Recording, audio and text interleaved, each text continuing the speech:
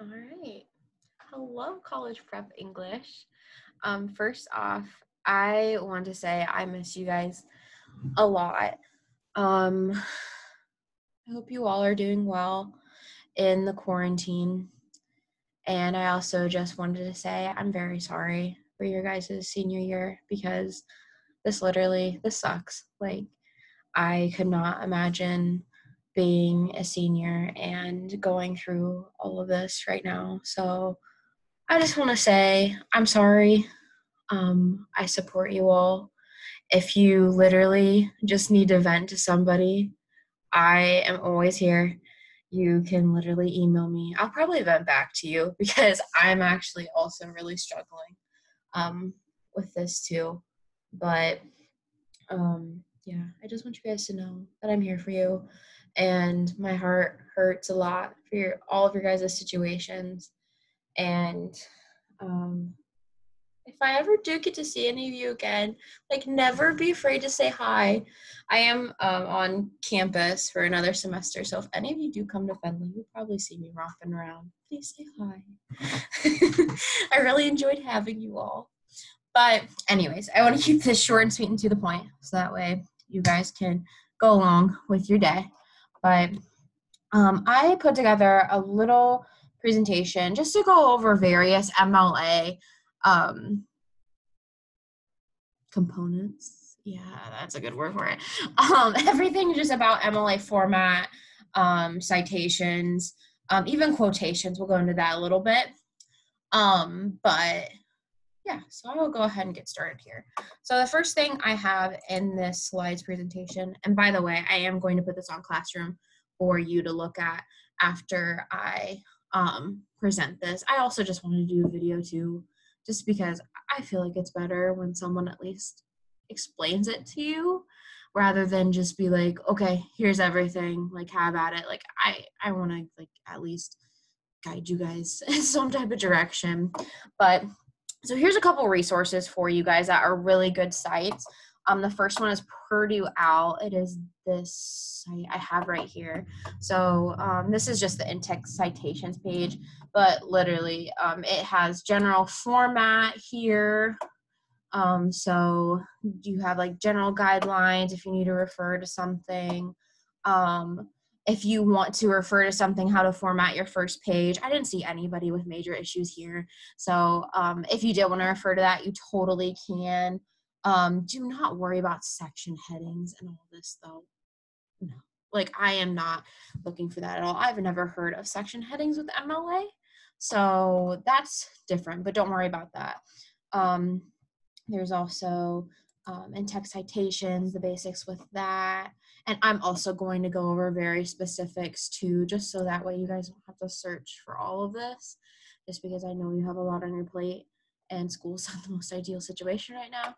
But anyways, so there's like, you can go on to how to cite electronic sources in your works cited page. I understand some of you guys use citation machines, which is fine. I'm not going to like count you off or anything for that. I'm just for me personally, I'm old school, and my high school English teacher would literally, she was very adamant not to use citation machines, but that's what you need to do. But the only thing I would say though is after you do get that citation out of citation machine, just come back here and refer, or even just the presentation to just make sure they match up. So here is that general format for an electronic source, but I'm also going to go over that in the presentation too. So don't have to worry about that. I just wanted to show you guys something that you can refer to that is very detailed, specific. If you had any other questions with MLA, I have another source under here too. I just gotta get to it. Okay, yes. And let me just X out of here. Oh, I may still need that. Oh well, I'll get back to it. Here's another source that is very similar to Purdue OWL, except it is basically just focusing all on electronic sources. So you have some in-text, documentation, formatting, and also some works cited tips. So you have like a general website with an author. So there's like citations for that. And like I said, I'm going to go through some examples too. If some of you do citations by hand, I'll go over that for you. But yeah, here's another site that is available to you as well. Okay, let's go back here to the presentation. So besides sources, so just a few tips about your works cited page. Cite in alphabetical order. So obviously, if your citation does have an author, go by first letter of their last name, and if that citation doesn't have an author, you would just go by the title of the source. So just make sure that is all in alphabetical order.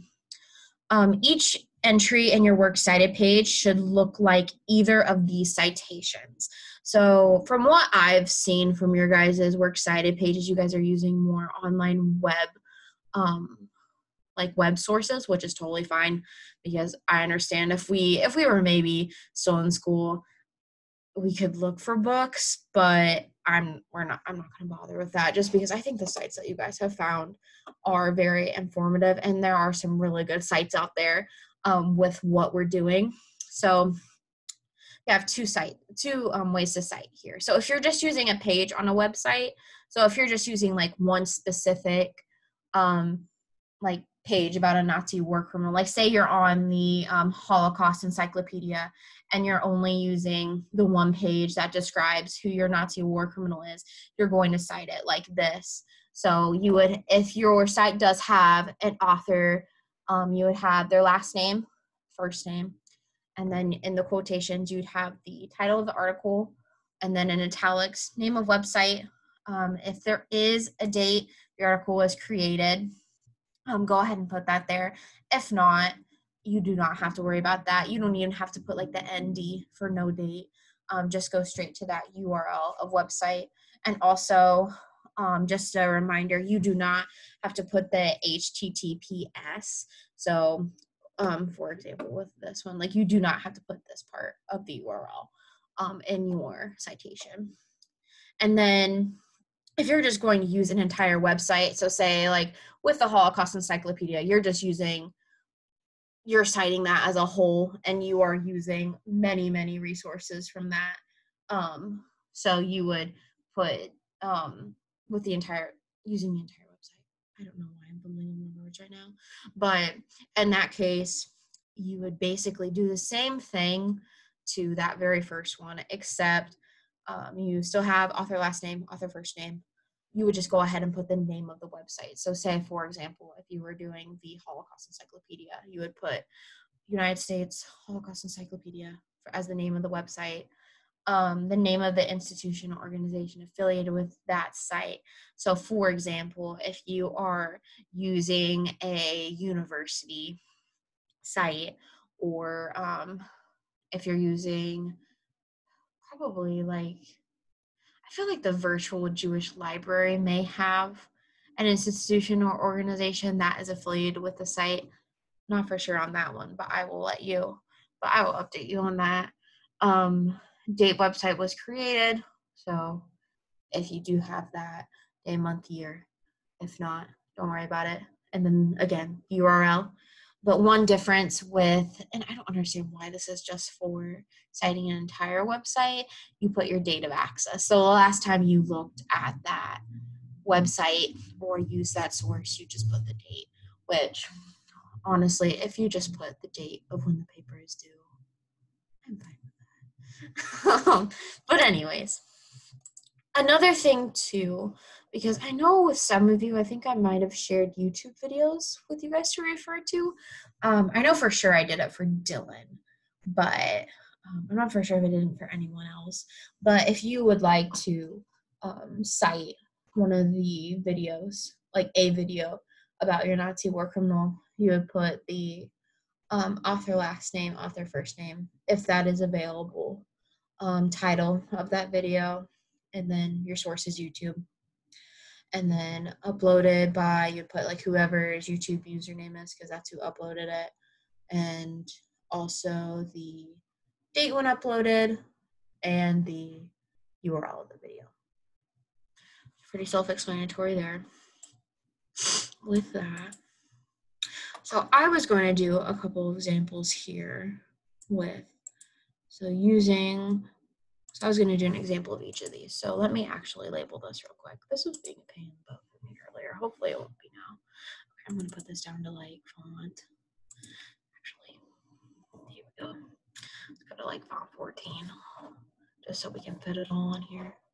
Okay, so what was the first one? Page on a website, right? Let's go back here. No. Okay, here we go.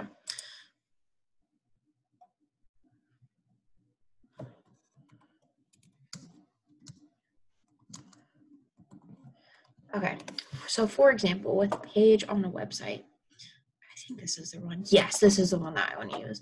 So this website is basically all about Joseph Mengele. I'm surprised no one did Joseph Mengele, but this is the person I'm going to do my examples with. So to cite this, we do have an author. So her name is Lois Bulow, I believe. So I will go back here, and it'll be below Lois Lane. So the article title here is that, I'm pretty sure, let me check here.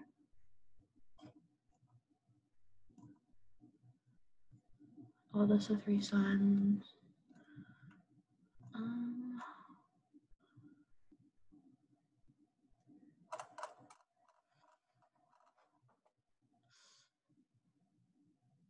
Maybe it was under experiments. Ooh, this looks sketchy. Okay, anyways, we're just gonna do this. So say if I want to use this web page of the site, so Joseph Mengele would be what I would put as the title there. So Joseph Mengele, period. And then we will italicize Mengele, because that is the name of the site. It's all about Joseph Mengele, comma. And then is there a date that this site was created? I don't know. Let's see. It looks like 2016. Oh wait. Oh wait, no, that's the date today. I'm not going to put a date for that just because that's kind of sketchy. But so Mengele, and then so no date, which is no big deal. Let me go back here and see if I'm forgetting anything, because then it would just be URL, which I'll put that. So URL here.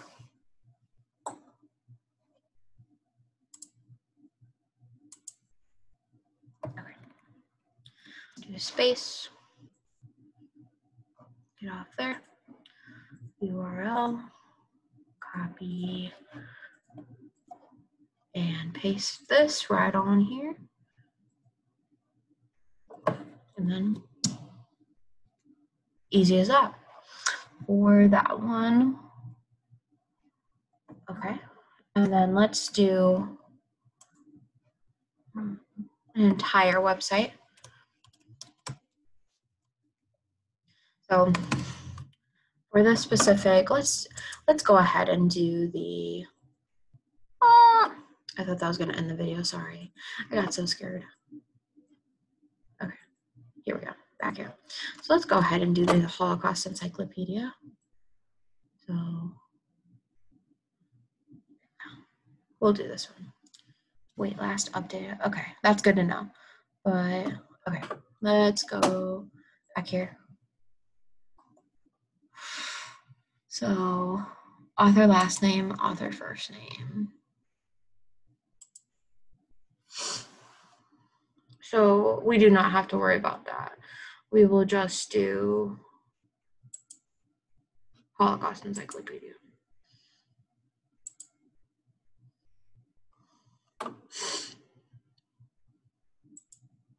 Yes, Holocaust Encyclopedia.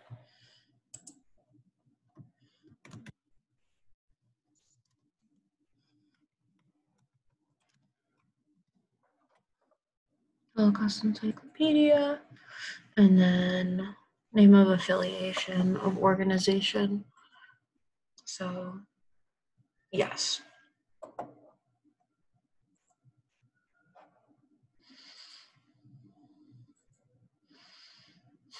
This thing is being a pain in the butt. So that is the United States Holocaust Memorial Museum. I will put that on there. Holocaust Memorial Museum.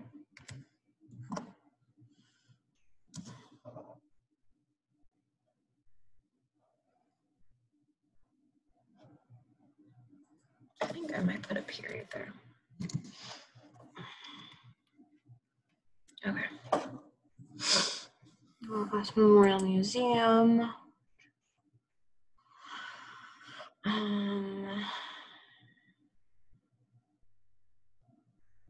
Yes. Date, website was created, and then URL, date of access. Okay, let's go back here. Let me see if there is a date that this was created. There might be. Let's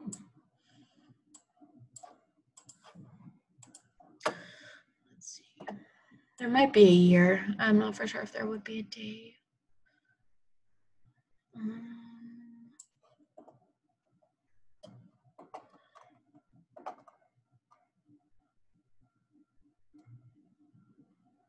Yeah, there isn't really a date for the entire website, which is fine. So we will just go ahead and put the URL. I don't know why I left that.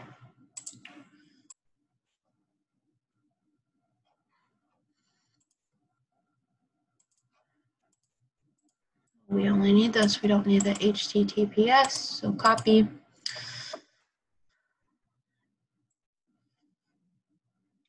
Paste.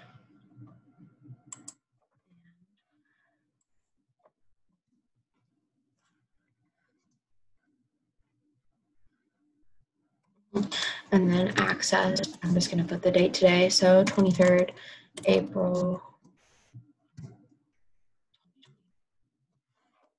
And then just make sure with your citations that there is a hanging indent. I don't know why this is always so tricky for me on here.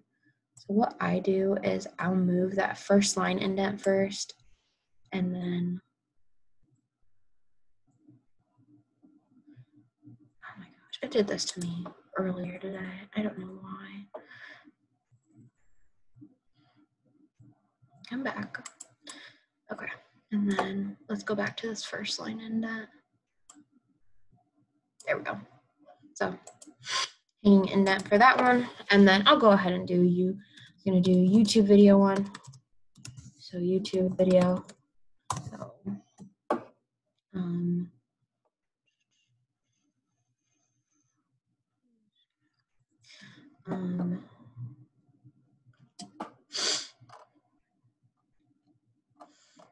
okay.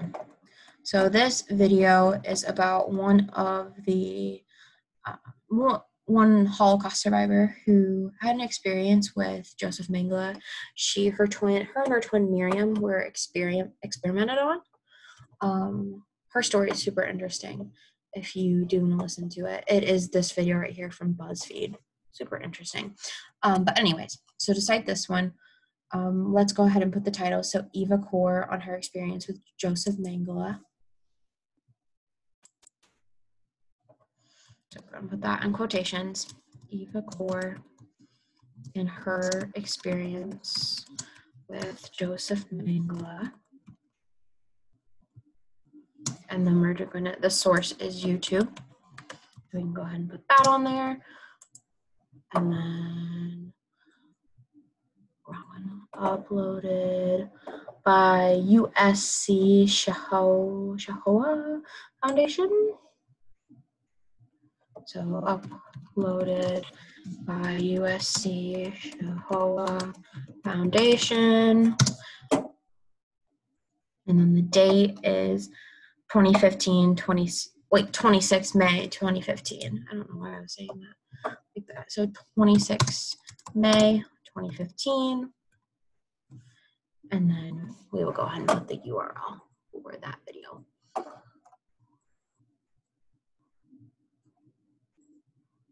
Copy. Paste. And I'm pretty sure. I just want to make sure I got everything real quick.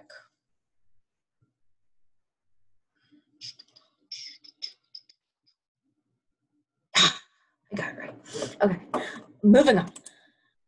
So there are some examples of works-cited entries, or like I said earlier, if you do use a works-cited machine, that's fine. Just double check and make sure that the details of that are similar, which that will take you like 2 minutes. So yeah, now on to in-text citations. This is something that I noticed that we need a little bit of work on, which is totally fine.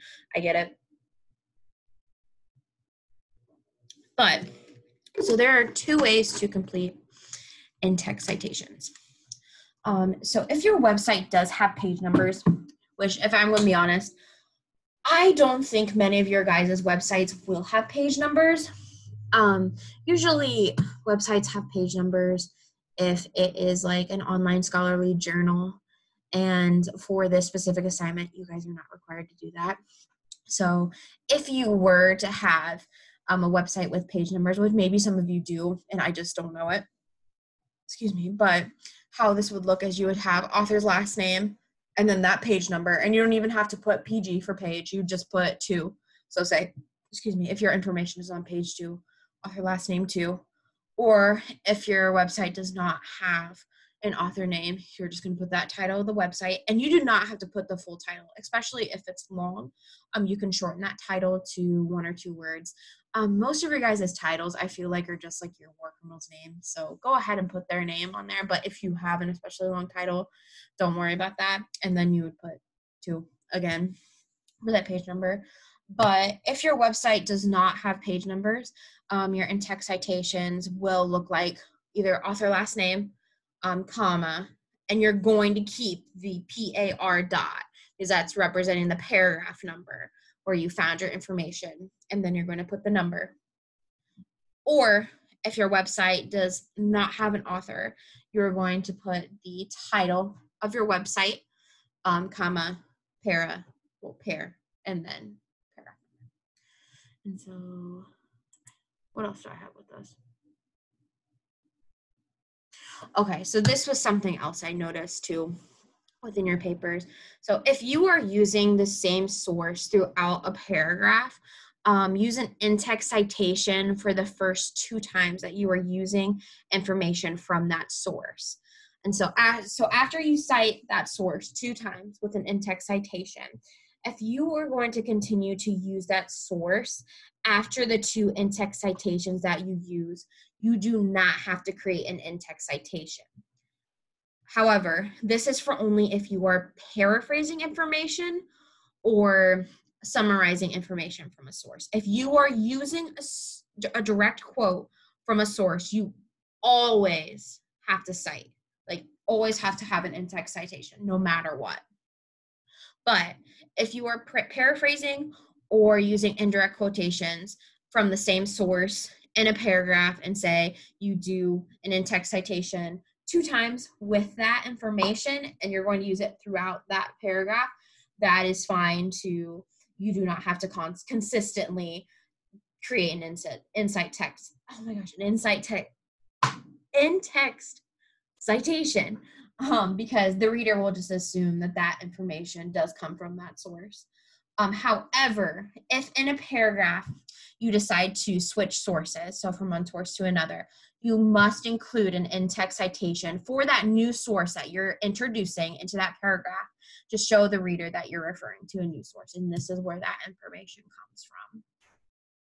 So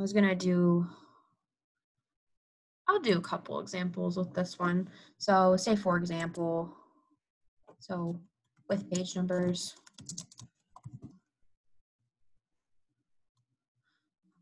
paragraph numbers, and also,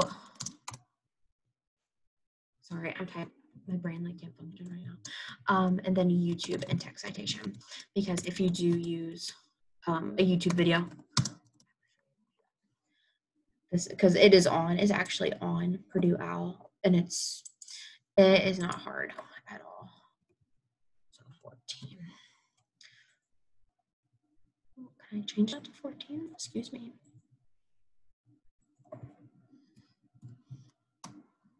There we go. Okay, so with page numbers, so say with that author that I had on there, so Bulow, and say if her website did have page numbers, it would just look like 2. And then for the, let's go ahead and do like the Holocaust Encyclopedia. The name of that website that I have is just Joseph Mengele. So it would look like this, Mengele, and then I would do 2. But that is only if they have page numbers, which neither of those do. So it would actually be more accurate to do it like this. So Bulow, and say that if I want to take information from, let's actually pull this up real quick. So I want to take information from,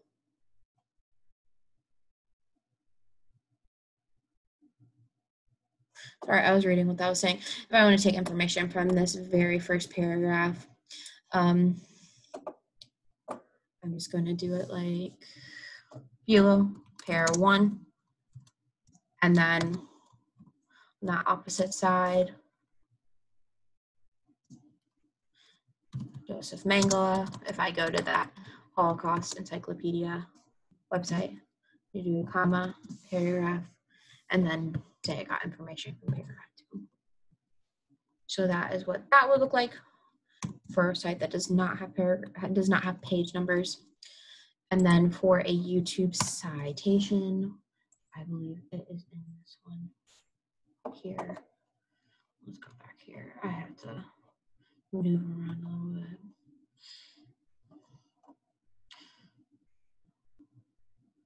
And text citations and basics. I'm pretty sure it's at the very, very bottom. Let me scroll down here. So other sources, no. Time-based media. So if you were going to use a YouTube video or any other type of like video media, and creating in-text citations for media that has runtime, include the range of hours, minutes, and seconds you plan to reference. So for this specific one, since this one is a little longer, Eva Core is what we will name that source, and then we'll do a comma. And then say if I want to reference from 1 minute, so that would be 0 hours, 1:00 say I just want to go to 3.5 minutes, so 3:30. That's how that in-text citation would be. So say if you are using a YouTube video and the information that you're using starts at this time and then ends at that time, you would just put that start time and then that end time. Just to let you guys know that. And then finally, with quotations here, because this will be our very last segment. And then we'll talk about quotations and OC.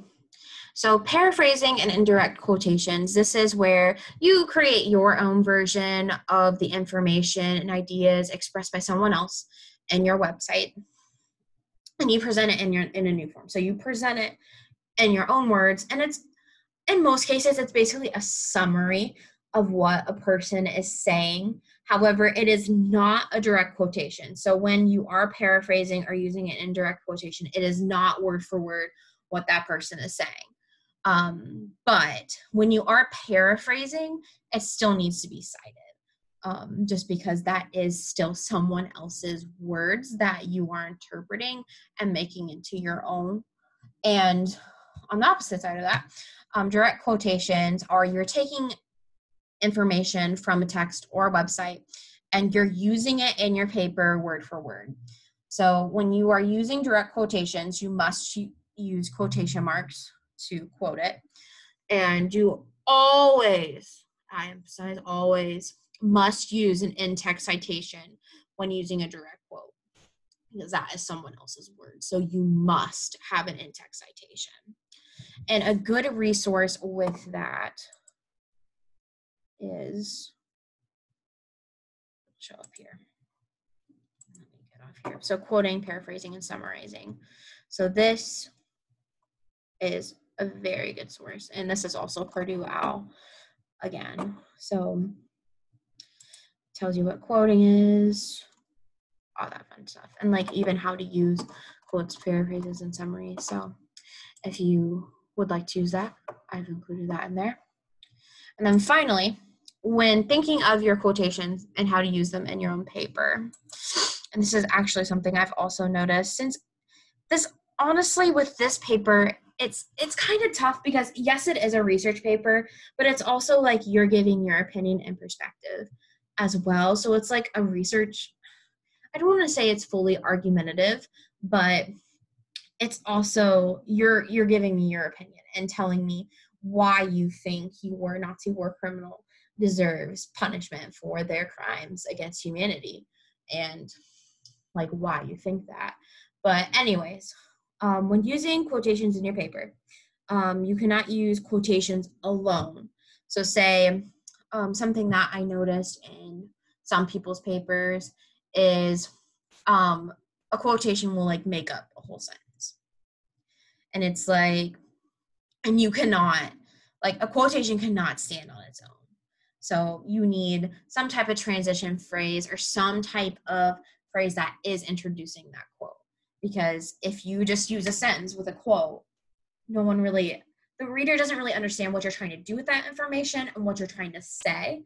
And also, you should not use quotes back to back to one another. So say if you do one quote from one source and then you come with another quote from another source and you don't explain either of those quotes, the reader isn't going to understand where you're going with that either. So when you are writing, make sure quotes are not back to back.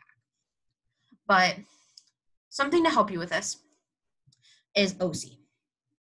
So OC it stands for O is observe, S is support, I interpret, and E evaluate. So I'm going to break these down for you. So with observing, you're introducing an idea that ties in with your quote that you're going to use. With observing, you're not going to put that quote just yet. This is just a statement of something that you noticed.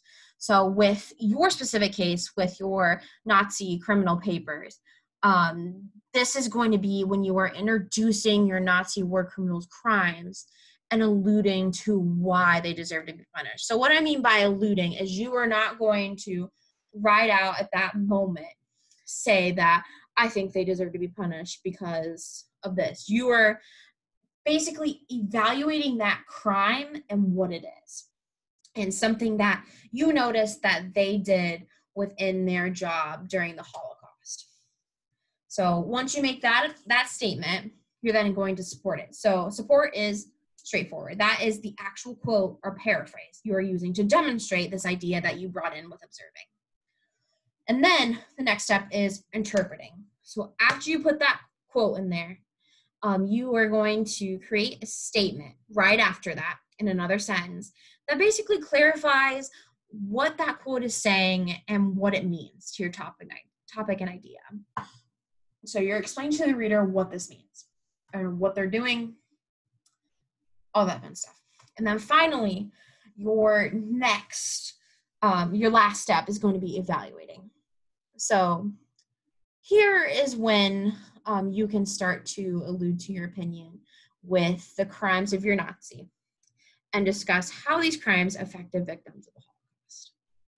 So here is where you're going to evaluate their actions. Like you're going to basically kind of be the judge in a way and look at, okay, like what were they doing during the Holocaust? How did this affect people? So I'm going to do an example of OC for you all, because explaining it and seeing it can be two different things. So I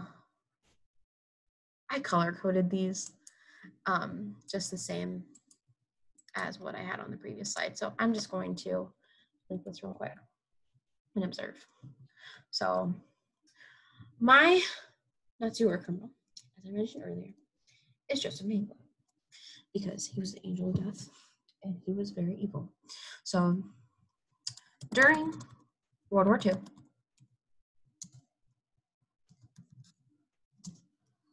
Joseph Mengele, oh my gosh, I just butchered his name.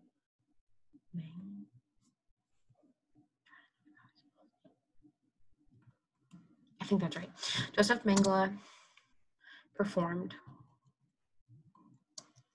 many medical experiments on, I am such a bad color, on victims of the Holocaust. Okay, now I'm gonna go on my support. Let me make this yellow. For example,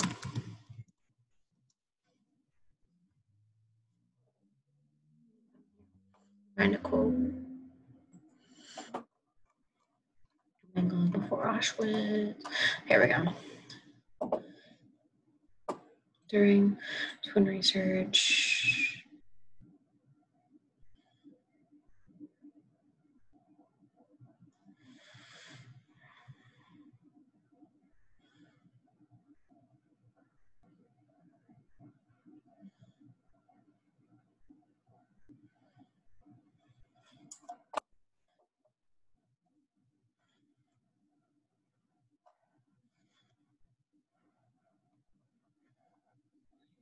Scientist. Okay. Is there anything on this site that I like?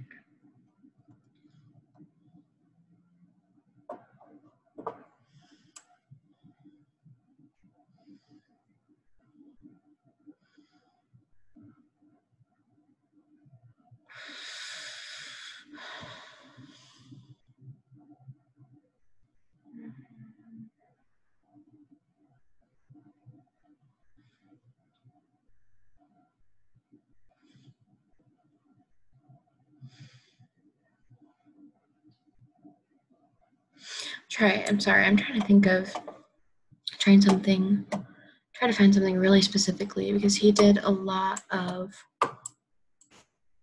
experiments on twins.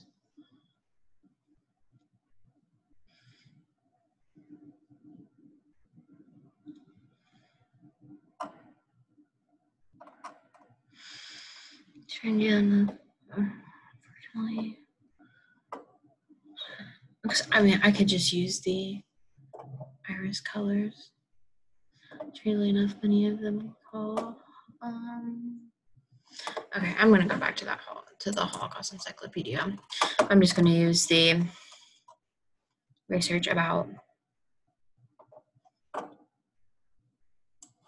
heterochromia. Collected the eyes of his.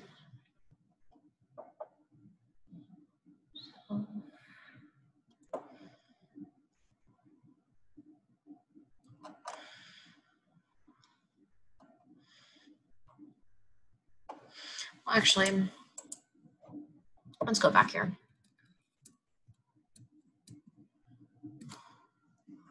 One type of medical experiment that Mengele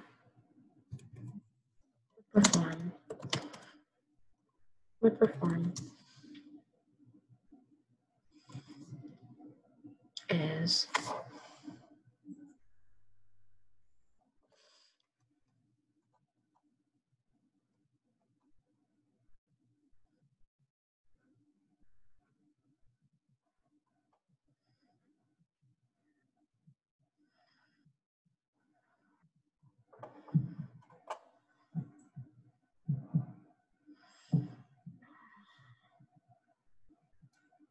I'm trying to find something super specific. Distinction.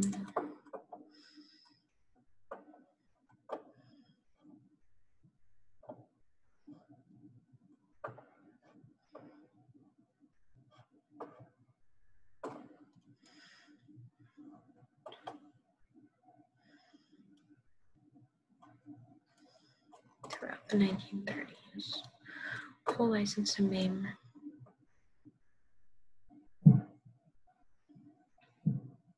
Okay, I actually found something here because I specifically want to talk about this experiment. One type, for example, let's keep going with for example. For example,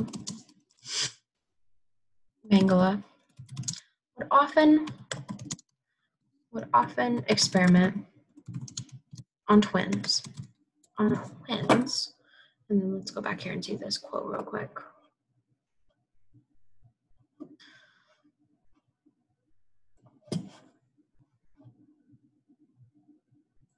Oh my god.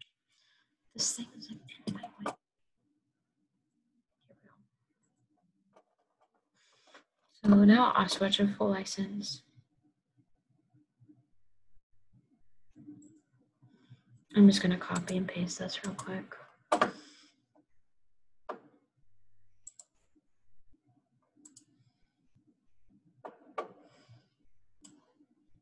I'm gonna change this to yellow.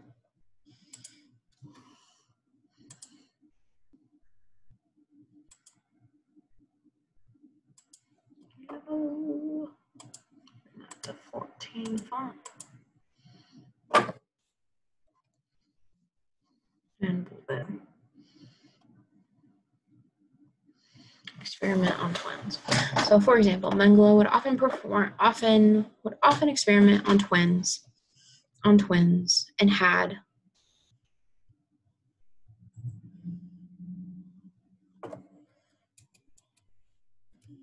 so this is how I'm gonna say this, and had, and then since this isn't a full quote, we will do that. We will do ellipses, full license to maim or kill his subjects. And had full license to maim or kill his subjects.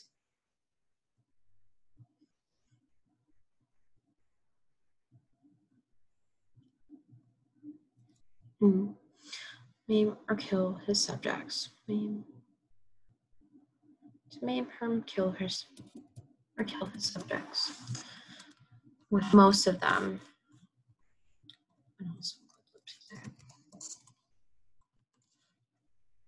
Most of these subjects.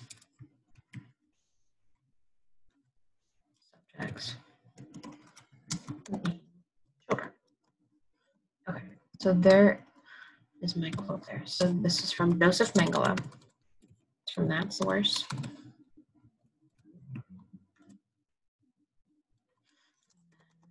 From paragraph.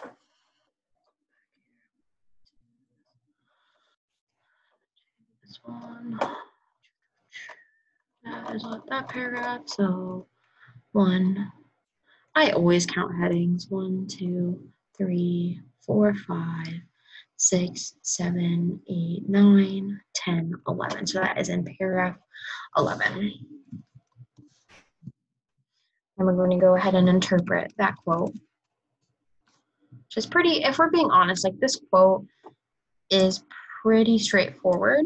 I'm going to make this all the same font because if not, all the same size. If not, that's going to drive me crazy. Okay. And then this was in black font. So for example, Mengele would often experiment on twins and have full license to maim or kill his subjects, with most of these subjects being children. With this in mind, Mengele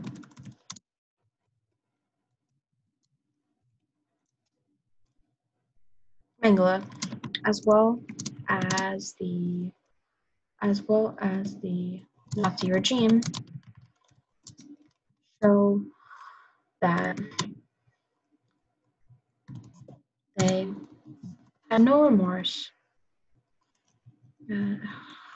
Remorse. With this in mind, Mengele, as well as the Nazi regime, showed that they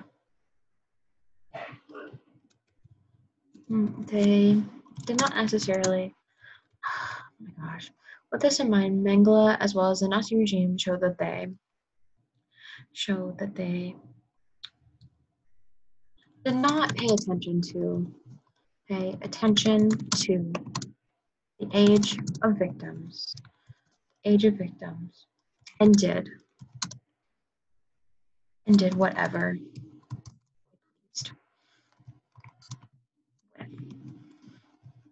and did whatever they pleased with them. And then I'm going to evaluate this now.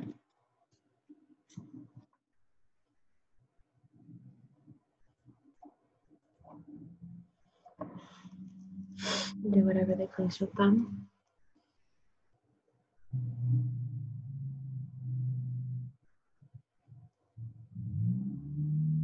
In particular,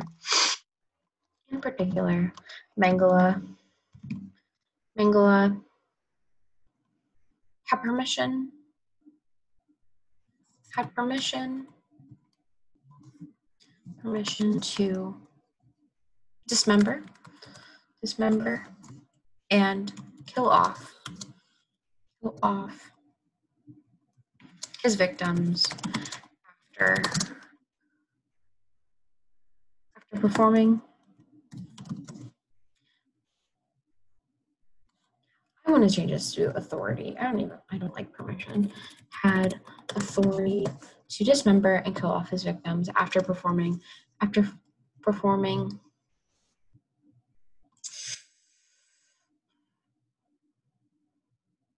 agonizing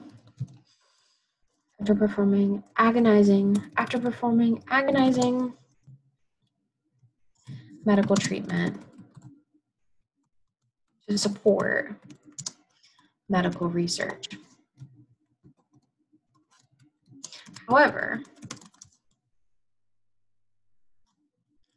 even if this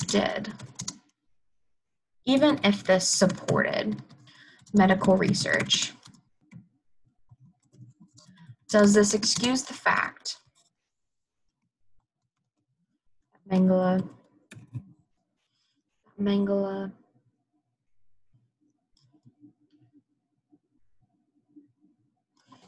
ruined the lives of those as young as children, and prevented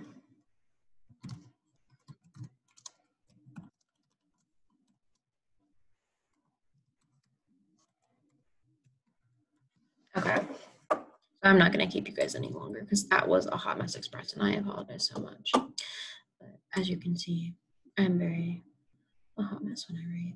But anyways, so looking at how I did use OC. So this was something I observed. One of his war crimes and one of the things that he is known for is performing medical experiments on victims of the Holocaust, especially twin research, as well as he would perform sterilization, as you could see in that Holocaust Encyclopedia article. They talked about how he would collect the eyes of his victims, and he would also inject things into their eyes to try to change eye color. So he was awful. But anyways, so I focus in on one of these. So for example, Mengele would often experiment on twins and had full license to maim or kill his subjects, with most of these subjects being children. So that's something I would focus in on. Honestly, if I were to make this better, I would totally refer to this Eva Core video and her tell me how her and her twin Miriam were experimented on by Joseph Mengele to give a more clear example there. But I just didn't want to keep you guys any longer than I already have. But anyways, so I interpret that quote. So with this in mind, Mengele, as well as the Nazi regime, showed that they did not pay attention to the age of victims and did whatever they pleased with them, because I mean they had full license to basically do whatever they want. I mean, not just Joseph Mengele, like the guards of the camp everyone involved. Like it was no holds bar. Like you could do whatever you want because you didn't think because like they couldn't get in trouble for it, at least in Germany, until everyone else found out, America and Britain, and they're like, no, you're going to be held responsible for this. Like this was awful what you did to people. But anyways, so I'm interpreting that quote that, I mean, they didn't really pay attention to the age of their victims. Like they did this for the Nazi regime. They did this for the Nazi party. So, and then I take that one step further by evaluating what specifically is said there about killing and having permission to kill and maim subjects, or even more so having the authority to. So in particular, Mengele had authority to dismember and kill off his victims after performing agonizing medical treatment.